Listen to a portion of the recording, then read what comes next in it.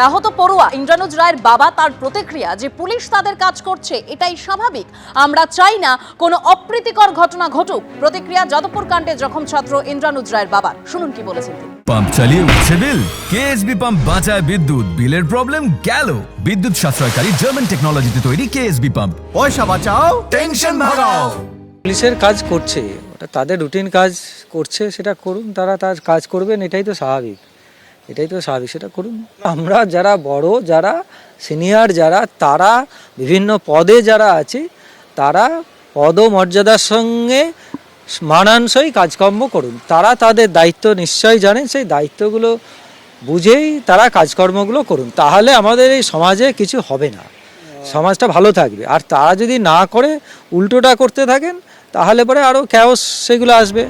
আপনারা শুনলেন ইন্দ্রানুজ রায়ের বাবা কি বলছেন, আর এবার আপনাদের সামনে রাখবো যারা আন্দোলনকারী পড়ুয়া তারা কি বলছেন, শুনুন। আমরা চাই সমস্ত মিথ্যা মামলার প্রত্যাহার করা হোক। চাই ব্রাত্য বসু, ওম প্রকাশ মিশ্র সহ যে টিএমসিপির গুন্ডারা ছাত্রদের আক্রমণ করেছিল তাদের বিরুদ্ধে মামলা করুক বিশ্ববিদ্যালয়। ক্যাম্পাসের নিরাপত্তার দায়িত্বে থাকা রেজিস্ট্রার কি করছেন? 1 তারিখে যারা ছাত্রীদের নিগ্রহ করলেন এবং গতকাল যারা ইউনিয়ন রুমে পুড়িয়ে দিল, তাদের শনাক্ত করে অবিলম্বে ব্যবস্থা গ্রহণ করা হোক। আপনারা শুনলেন আন্দোলনকারী পড়ুয়ারা তারা প্রথম থেকেই যে দাবি করে আসছেন যে সমস্ত মিথ্যে মামলা দেওয়া হয়েছে তার সমস্ত কিছু প্রত্যাহার করতে হবে। আর এ নিয়ে ইতিমধ্যেই রাজনৈতিক তরজাও তুঙ্গে। তৃণমূল, বিজেপি এবং সিপিএম কি বলছেন পরপর রাখবো। মমতা বন্দ্যোপাধ্যায়ের পুলিশকে এ রাজ্যে চাকরি করে খেতে হবে। তৃণমূলের পুলিশকে আমি খুব সচেতনভাবে তৃণমূলের পুলিশ বলছি, তাদেরকে এই রাজ্যে চাকরি করে খেতে হবে। তাদের ক্ষমতা হবে ব্রাত্য বসুকে গ্রেপ্তার করা, তাদের ক্ষমতা হবে তৃণমূল নেতাদের বিরুদ্ধে চার্জশিট দেওয়া। তো আমি বারবার করে বলছি, এমন কোনো এজেন্সি যার উপরে রাজ্য সরকারের কোনো কন্ট্রোল নেই, সেই ধরনের কোনো এজেন্সিকে তদন্ত করা উচিত বলে আমার মনে করি।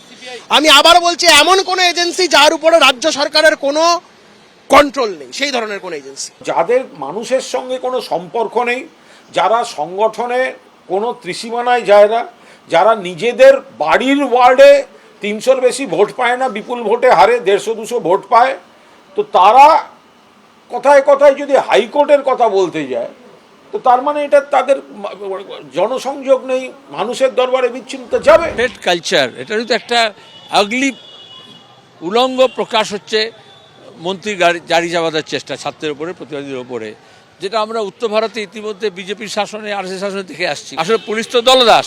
তাহলে তুমি যে কোনো একটা গাড়ি যদি চাপা দেয়, সেই গাড়ির মালিক, সেই গাড়ির চালক, সেই গাড়ির আরোহী, সেই গাড়ি, তার বিরুদ্ধে তো কেস হয়। এখানে দেখা যাচ্ছে যে ছবিকে পোস্ট করেছে তার বিরুদ্ধে কেস করছে।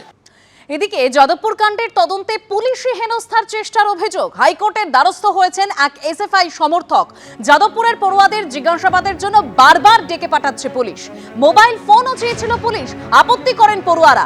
আন্দোলনকারীদের হেনস্থার চেষ্টা হচ্ছে এই অভিযোগ তুলে হাইকোর্টের দ্বারস্থ এক এসএফআই সমর্থক। মামলা দায়েরের অনুমতি কলকাতা হাইকোর্টের।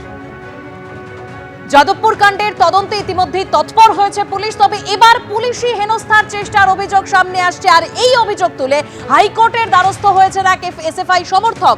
তিনি যা অভিযোগ করছেন যে যাদবপুরের পড়ুয়াদের জিজ্ঞাসাবাদের জন্য বারবার পুলিশ ডেকে পাঠাচ্ছে, মোবাইল ফোনও চাওয়া হয়েছিল, কিন্তু আপত্তি করেন পড়ুয়ারা। আন্দোলনকারীদের হেনস্থার চেষ্টা হচ্ছে এই অভিযোগ করছেন এক এসএফআই সমর্থক। ইতিমধ্যেই মামলা দায়েরের অনুমতিও দিয়েছে কলকাতা হাইকোর্ট।